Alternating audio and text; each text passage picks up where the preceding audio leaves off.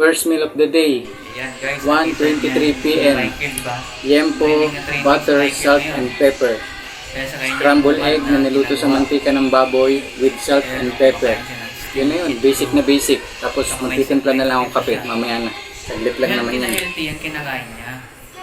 Akala nyo healthy yan healthy kasi payat siya, di ba? Kaya naman pumayat yan kasi nga tama na yung kinain niya. Kaso nga lang nasubraan lang. Kasi akala nila may sakit na dahil payat na siya. Pero healthy na healthy yan. Akala nyo lang. Mas unhealthy pa nga kayo kaysa sa kanya.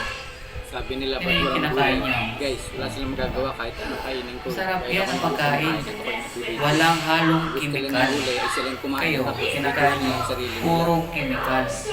Lason sa katawan. Tingnan niyo naman ngayon, 30 years old.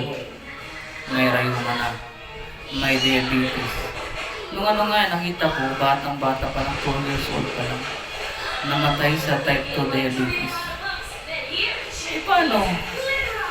Puro vitamins. Eh yung vitamins, matamis din yan eh. Hindi, na diabetes na. Patay. Dapat magiging maano tayo eh. Hindi dahil na sunod tayo sa karamihan. Tama na. Hindi. Tingnan nyo naman eh. Magtaka kayo. Ilang dekada na nakakaraan, diba? Ganun na ganun pa rin ang mangyayari. Nagkakasakit pa rin dahil numero 1, lifestyle. Maling pagkain. Paano kayo junk foods? Puro high carb, matatamis. Hindi, maagang mag-retard talaga yung katawan niya. Ganun yun.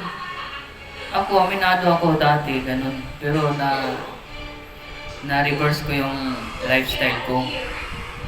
Kasi nagkakasakit din ako ng fatty liver, ulcer, meron akong astigmatism, malabo yung mata ko. Hindi na-reverse ko siya, hindi bumalik sa dati. Hindi okay na ako ngayon. Kinakain ko lang ngayon, puro karne lang din. Karne lang, tapos nilaga, asin lang yung panlasa. Yun lang. Napakasimple. Kung hindi mo na kailangan ng maraming panlasa dyan, yun ang cause ng ating pagkakasakit. Yung mga pinalalagay nyo sa panlasa nyo sa ulam nyo.